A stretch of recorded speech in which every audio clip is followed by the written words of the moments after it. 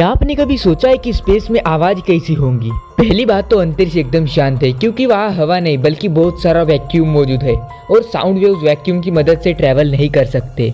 लेकिन फिर भी अंतरिक्ष में मौजूद रेडियो वेव्स द्वारा वस्तु की आवाज को सुना जा सकता है और वैज्ञानिकों ने इसी तरह स्पेस से आने वाले रेडियो वेव्स को साउंड वेव्स में कन्वर्ट किया है। तो चलिए अंतरिक्ष में मौजूद कुछ रहस्यमय आवाजों को सुनते हैं।